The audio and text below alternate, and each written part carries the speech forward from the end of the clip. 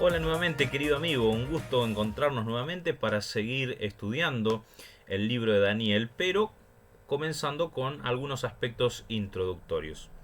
En esta oportunidad vamos a hablar de historia y profecía. Son algunas nociones generales de las discusiones que a veces se presentan cuando nos acercamos a un libro como el libro de Daniel.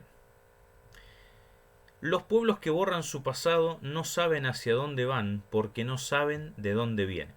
Esta frase de Malcolm X me sirve solo como un disparador. La historia nos da identidad, construye parte de nuestra identidad. Pero también saber con claridad de dónde venimos nos ayuda a proyectarnos hacia el futuro.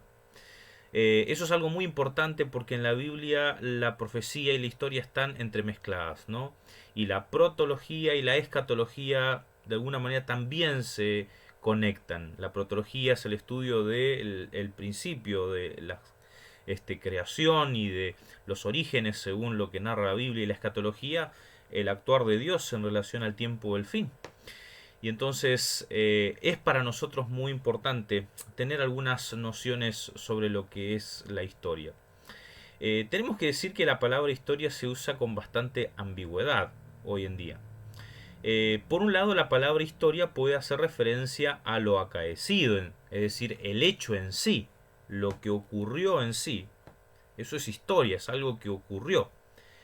Pero otra cosa distinta es entender historia en tanto que lo que sabemos de aquello que aconteció o que fue en el pasado. Es decir, eh, la historiografía, que es de alguna manera la ciencia que estudia el pasado, solamente puede acercarse a una parte del hecho en sí. No lo puede estudiar completamente siguiendo el método científico, porque no puede reproducir el hecho histórico de nuevo para poder observarlo y evaluarlo, medirlo y demás. Sabemos del pasado simplemente por aquellos vestigios imparciales que tienen que ser interpretados, y allí la subjetividad de cada intérprete juega también un rol crucial. Entonces, cuando hablamos de historia, tenemos que distinguir entre el suceso como tal y lo que se sabe acerca de ese suceso. Esto es importante sobre todo para acercarnos a un libro como Daniel, que hace siglos fue cuestionado, ¿verdad? Su historicidad de partes del relato y demás, por apelarse a la ausencia de evidencia, por ejemplo, ¿no?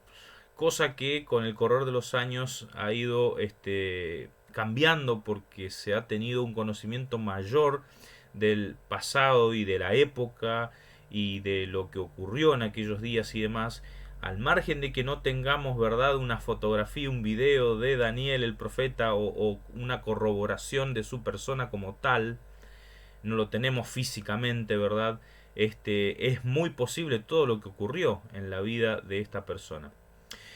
Esta distinción ya viene del latín y se mantiene a veces en algunas lenguas, no en el español, donde usamos palabra historia para hacer referencia a estas dos cosas. Pero es importante entender de que a veces desde nuestra perspectiva racional queremos acercarnos al pasado pensando que somos capaces de reconstruirlo, cuando es apenas una construcción hipotética, parcial e interpretada desde un punto de vista subjetivo, ¿no?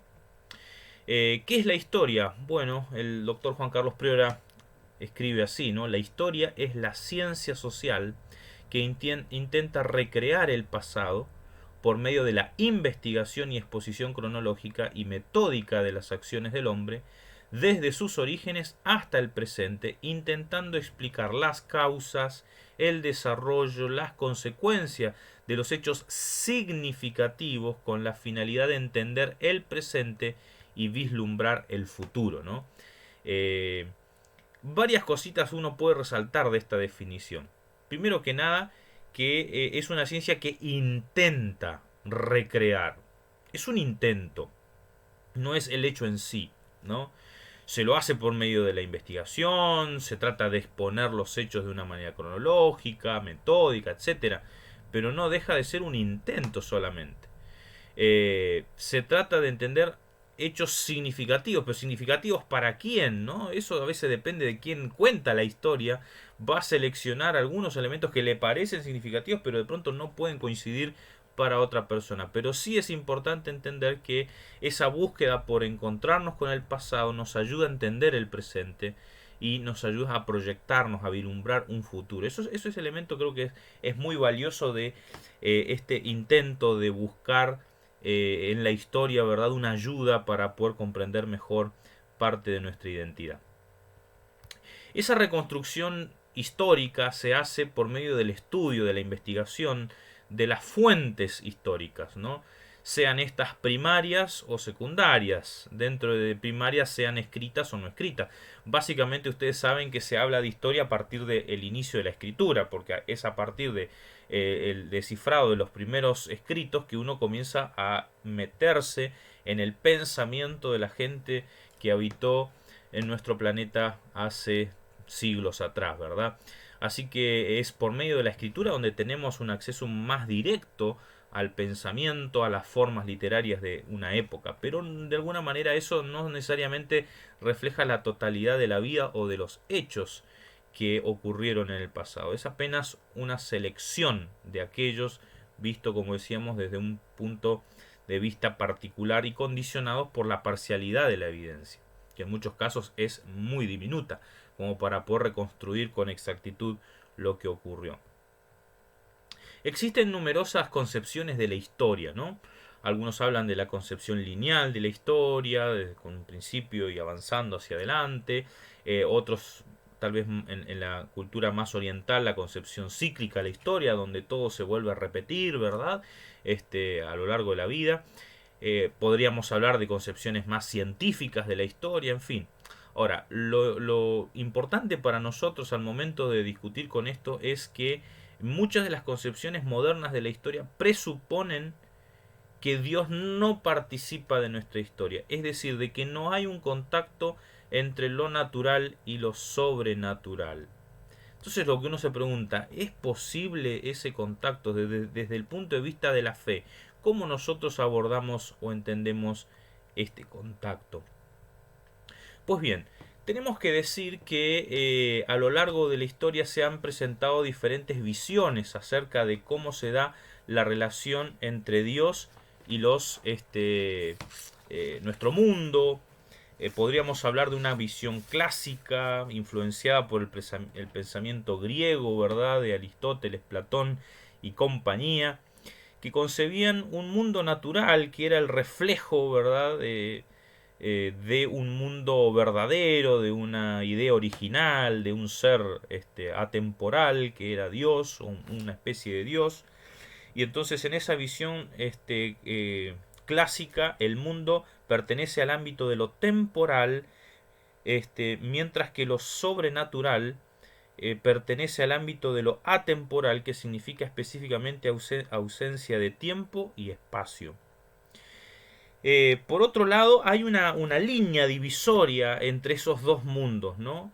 Esa línea divisoria se la entiende que se produce por la diferencia de la naturaleza, es decir, entre la temporalidad de Dios y la temporalidad de los humanos y el mundo.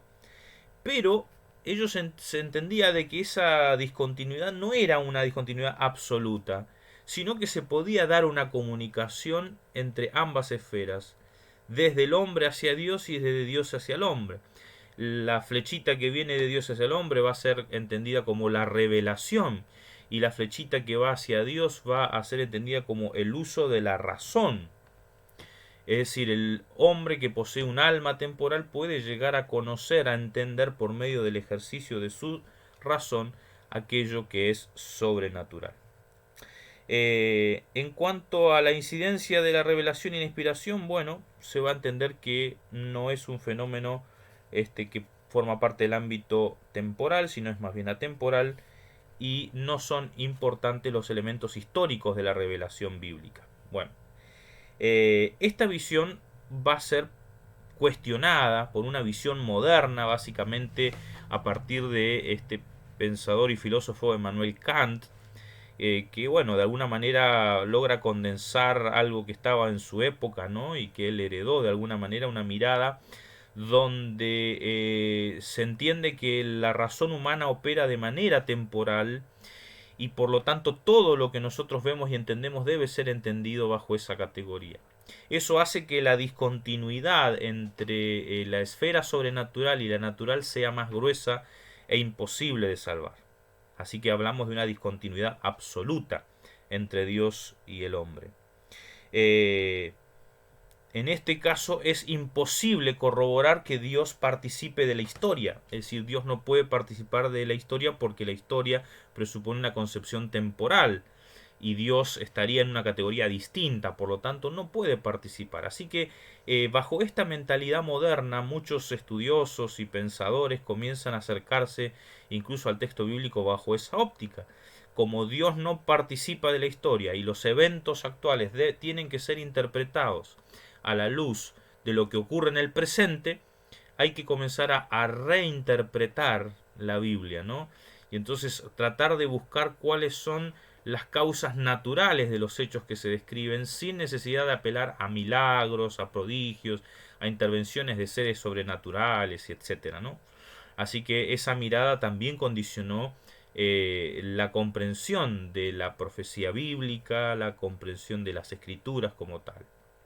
Ahora bien, cuando uno estudia la Biblia, podemos con claridad afirmar de que la Biblia propone su propia mirada acerca de el ser, acerca de lo natural y lo sobrenatural. Es cierto que hay dos ámbitos distintos, ¿no?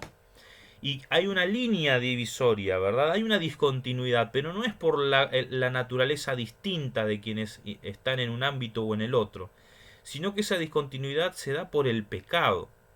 Y de alguna manera es algo que solamente vamos a encontrar desde Génesis 3 en adelante, ¿no? Desde la óptica bíblica. No era algo que estaba en el plan original, que exista esa discontinuidad entre Dios y el hombre o entre Dios y el mundo natural. Es causada por el pecado.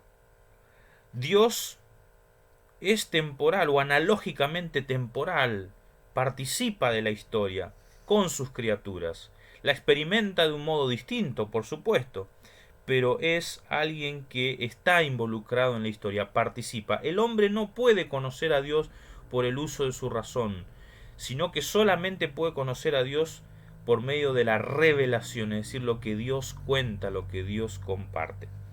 Esto nos permite encontrar, ¿verdad?, una valoración de la profecía como el canal de revelación de Dios para conocerle y para conocer de sus planes para con el hombre, ¿no?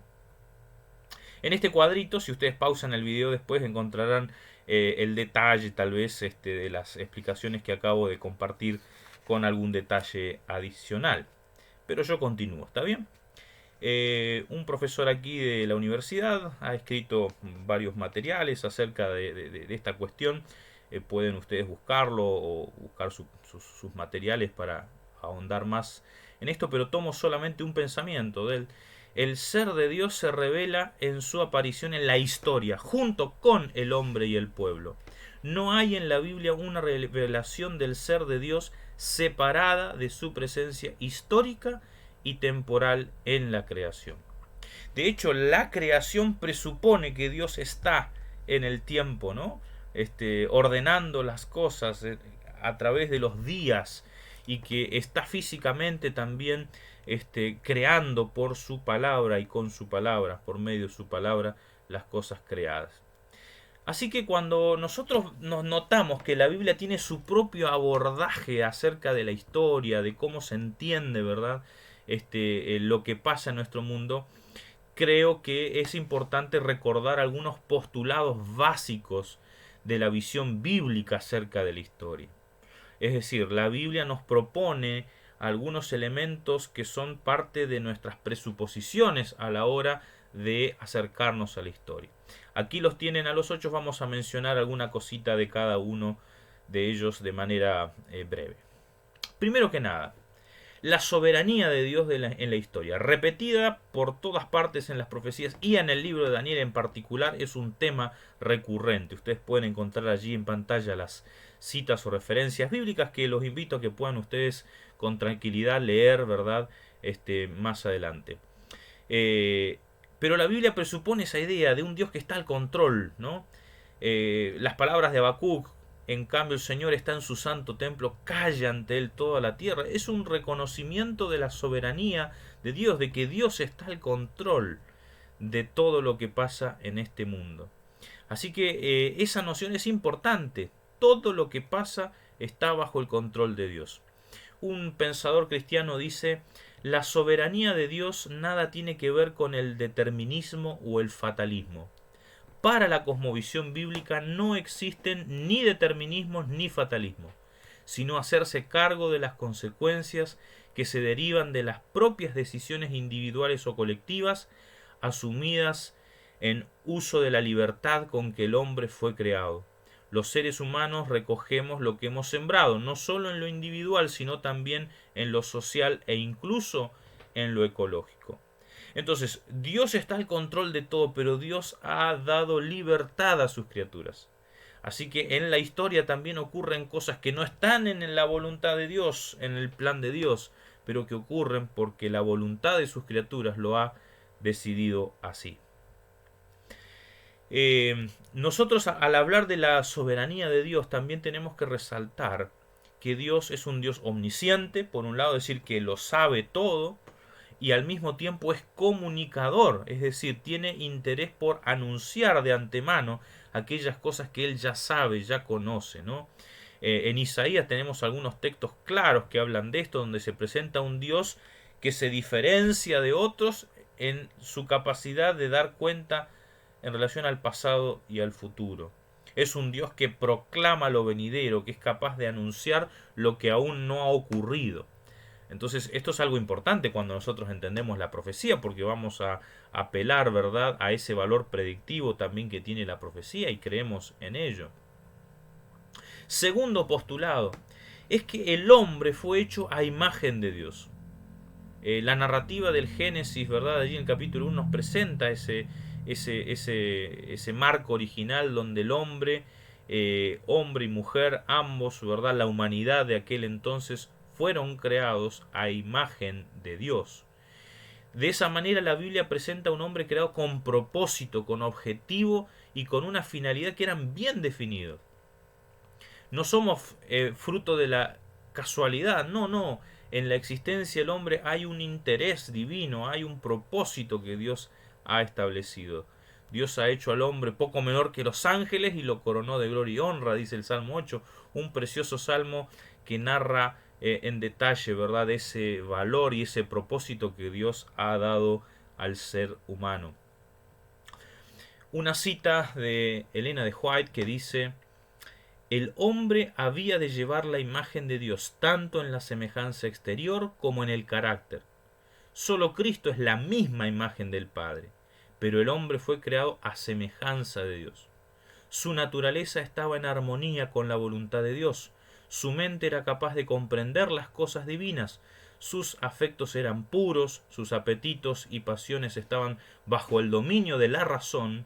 Era santo y se sentía feliz de llevar la imagen de Dios y de mantenerse en perfecta obediencia a la voluntad del Padre. Este era el plan original de Dios, ¿cierto? Pero esa esencia de un hombre creado a Dios es un presupuesto importante en nuestra manera de entender la historia. El hombre como criatura, pero una criatura especial, ¿no?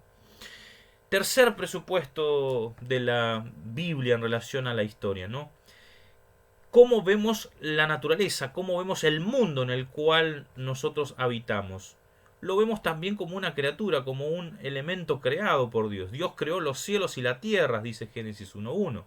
Dios hizo las grandes lumbreras y las estrellas, es decir, aquellos grandes astros que han sido motivo de admiración, de adoración, inclusive, ¿no?, por los hombres, no son más que elementos creados por el Dios verdadero.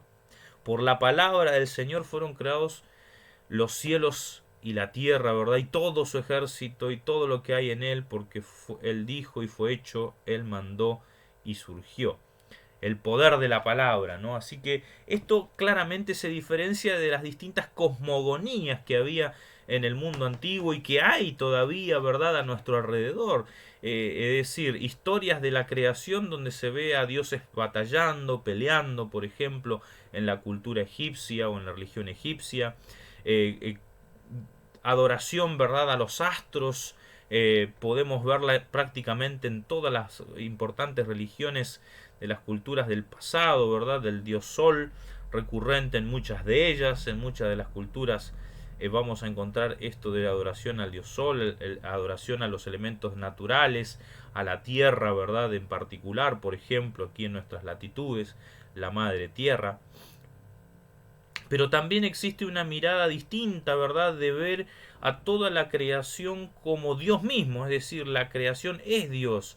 Nosotros habitamos en Dios y de alguna manera somos en parte Dios. Bueno, esta es la mirada del panteísmo, ¿no?, que propone que Dios está en todo y que Dios está en todas las cosas que nos rodean y en nosotros mismos inclusive.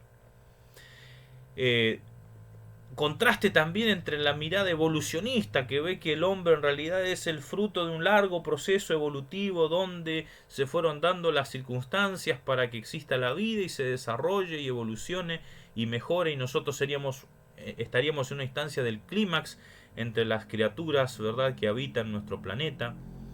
Lo cierto es que bajo la óptica bíblica más bien lo que uno ve es un proceso de involución, ¿no? Bueno, una imagen cómica solamente para traer a la mente esto. Pero lo cierto es que la Biblia presenta a todo como creación de Dios, ¿no? Dios ha creado todo lo que vemos. Cuarto elemento, lo que tiene que ver con la metafísica, ¿no?, con todo lo que tiene que ver con la existencia y principalmente del hombre. Acá tenemos en pantalla, ¿verdad?, una comparación de tres grandes cosmovisiones que existen y que conviven hoy en día en la sociedad, ¿no? Por un lado el secularismo humanista, por otro lado el neopanteísmo y a lo que estamos tratando de hacer referencia a la perspectiva bíblica o sobrenaturalismo bíblico, ¿no? ¿De dónde viene la vida? Pues bien, para el secularismo es desconocido el origen, fortuito, al azar.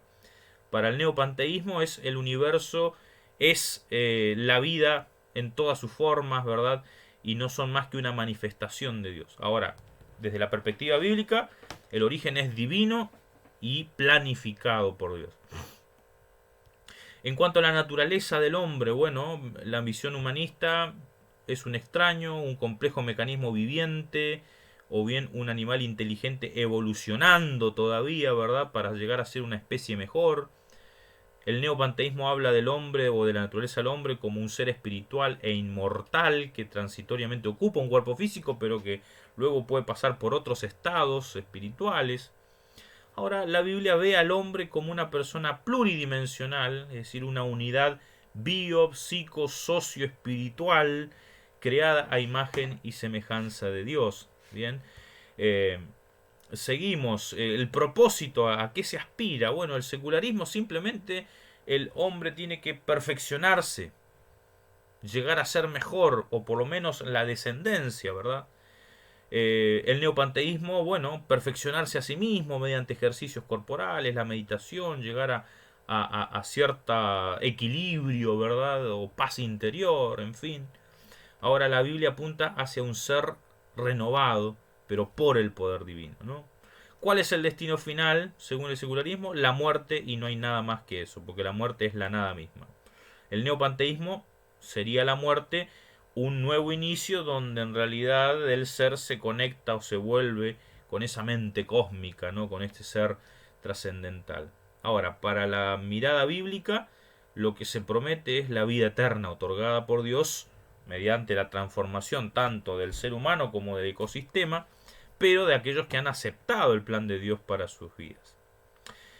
Así que hay gran diferencia entre lo que la Biblia propone y de pronto otras cosmovisiones que rodean en nuestra sociedad.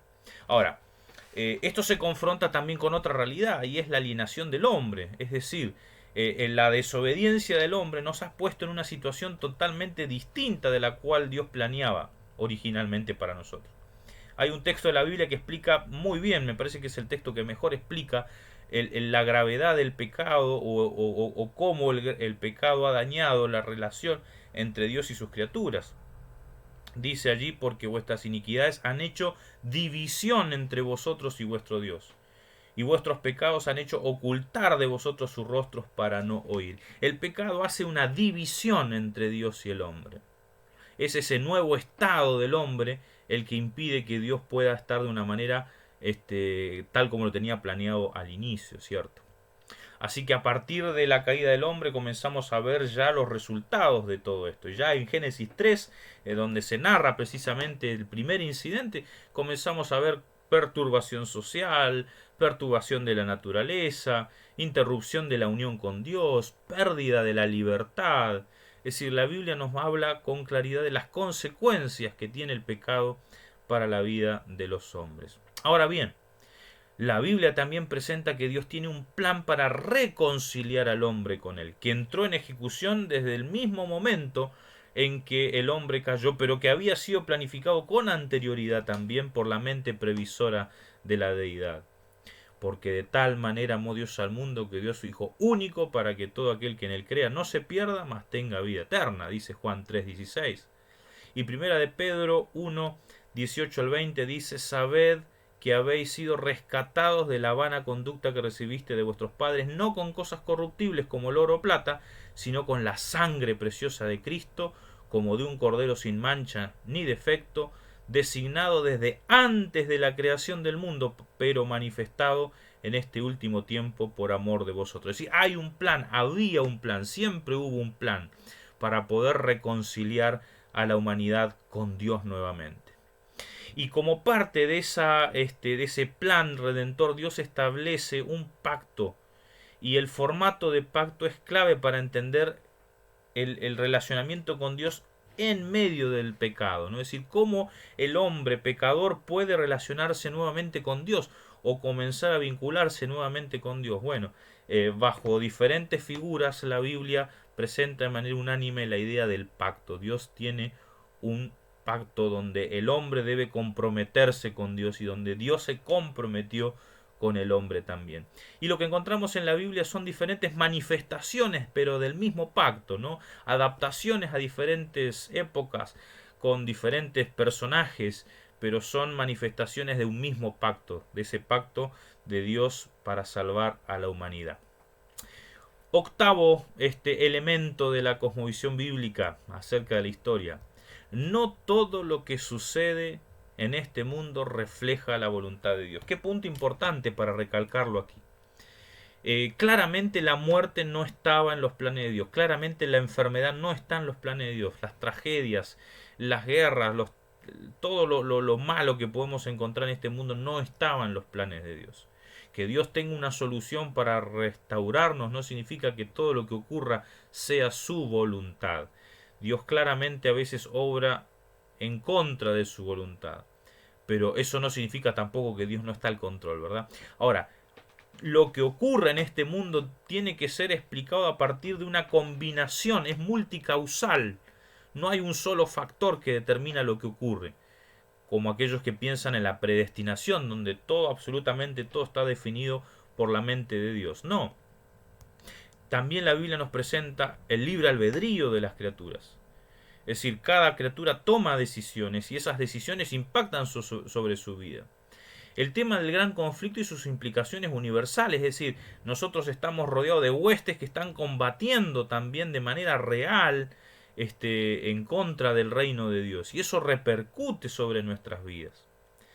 Tenemos que entender que en medio de ese realizar las cosas, Dios es un Dios de amor y de justicia, es decir, lo que Dios tiene para hacer, ¿verdad? Lo tiene que hacer con amor y con justicia. Son dos elementos que no pueden ser separados, ¿no? Un Dios sin amor es un Dios que de alguna manera termina siendo tirano, ¿no? Y un Dios demasiado justo sin amor, ¿verdad? También termina siendo tirano. Los dos caminos conducen a un Dios que no es el Dios bíblico, ¿no? Y entonces el paradigma de Job nos ayuda a entender cómo es que en este planeta pueden ocurrir cosas, ¿verdad? A veces con el consentimiento de Dios, pero que no son la voluntad de Dios, ¿no? Bueno, Dejamos aquí entonces los 8 elementos que queríamos compartir de la cosmovisión bíblica en relación a la historia, para pasar a algún detallito acerca de esta distinción entre profecía y adivinación. La adivinación es el conocimiento de las cosas futuras o ocultas por medio de agüeros o sortilegios, tal como lo define Prior. Ahora, la profecía es algo totalmente distinto, porque la profecía, según la Biblia, es una de las maneras como Dios se ha revelado. Dios se ha revelado de muchas maneras, muchas veces y de muchas maneras, dice Hebreo 1:1. La profecía es básicamente una de esas maneras o la predominante, pero que se presentó también de maneras muy diversas. Dios claramente estableció un criterio para su pueblo de que ellos no debían heredar las prácticas que tenían las otras naciones en relación a procesos de adivinación, ¿no? La hechicería, la astrología, por ejemplo, sino que el camino por medio del cual Dios se iba a revelar era el de la profecía. Por medio de un profeta, Dios iba a hablar a su pueblo. Ahora, cuando uno estudia a Israel en contexto, uno va a encontrar que en las naciones circundantes, ¿verdad? Habían diferentes prácticas para poder conocer, entre comillas, la voluntad de los dioses o poder pronosticar, predecir, vaticinar lo que iba a ocurrir en el futuro. El hombre siempre ha tenido un interés por dominar el futuro, ¿verdad? Bueno, así que así había sacerdotes, había personas que trabajaban de profesión en relación con la adivinación, ¿no? Como los Barú, por ejemplo, que eran los sacerdotes o adivinos o videntes de Mesopotamia. Había diferentes métodos, ¿verdad?, para poder augurar cuestiones vinculadas al futuro. Por ejemplo, había métodos improvisados, como el vuelo de las aves, las cuestiones climáticas, los sueños, es decir, cosas que uno no controla, pero que de alguna manera pueden ser interpretadas, entre comillas, para predecir el futuro. Ahora también había otros medios que eran ya mucho más elaborados, ¿no? Por ejemplo, la hidromancia, que era echar aceite o cera en agua y ver las figuras que adoptaban estos elementos al ponerse en agua. También estaba un método bien elaborado como el de la hepatoscopía, que se sacrificaba un animal, se le quitaba el hígado y dependiendo la forma, las manchas que tuviera el hígado, había toda una tabletita, como ustedes pueden ver allí, donde se interpretaba esas partecitas del hígado y en función de eso se podía dar algún augurio en relación al futuro.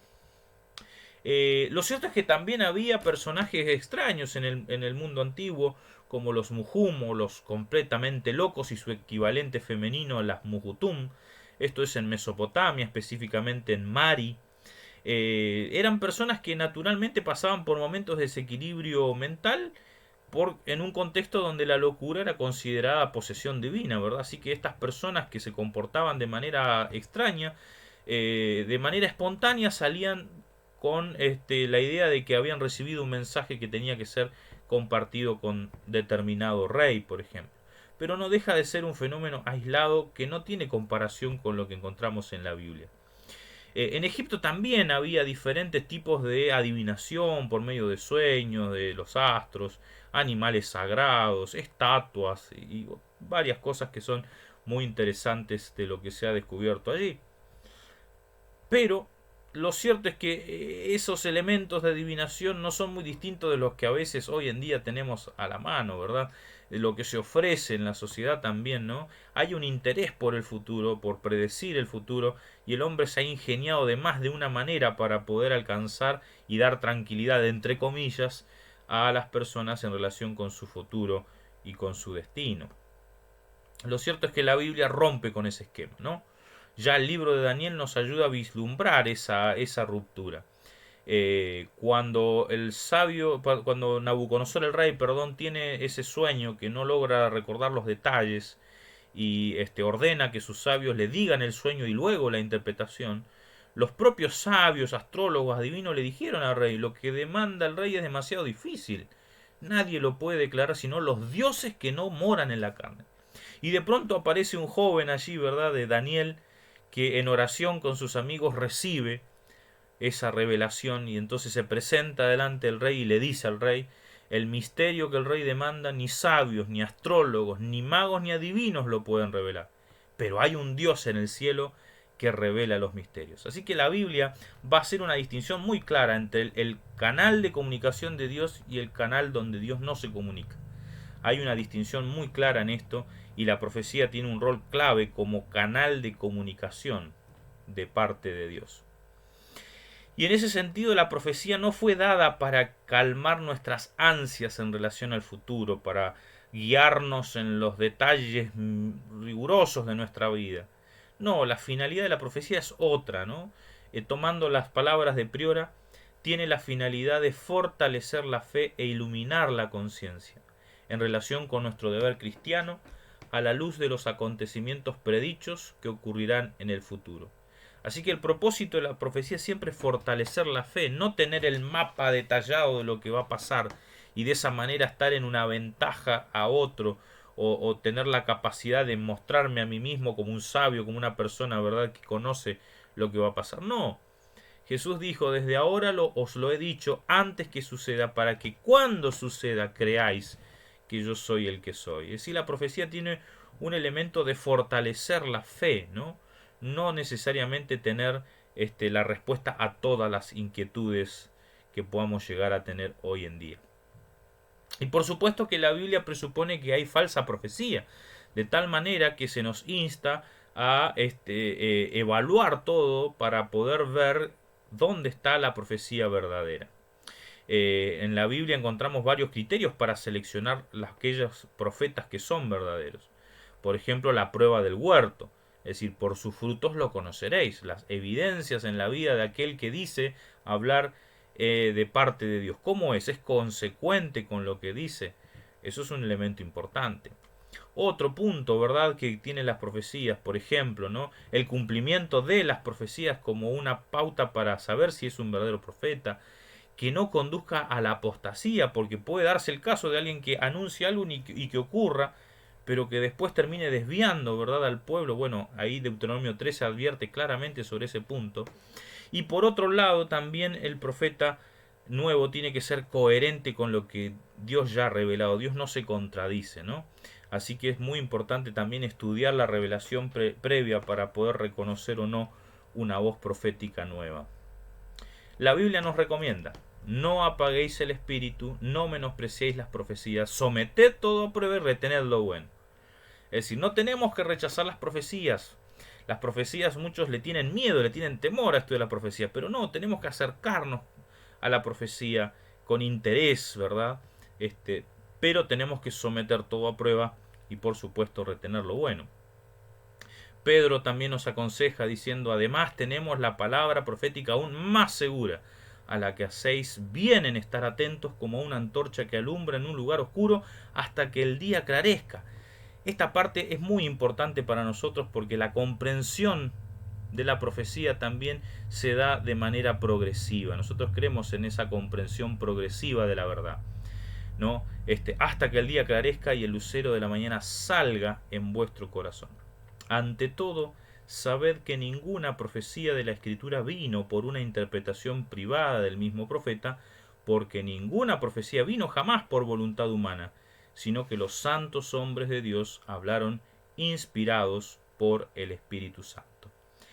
Muy bien, hemos hecho un repaso de algunos conceptos generales que de alguna manera ponen en contexto nuestro abordaje, nuestro acercamiento a cualquier parte de la Biblia, pero en particular al libro de Daniel, que va a ser nuestro objeto de estudio en el tiempo que hemos destinado para ello.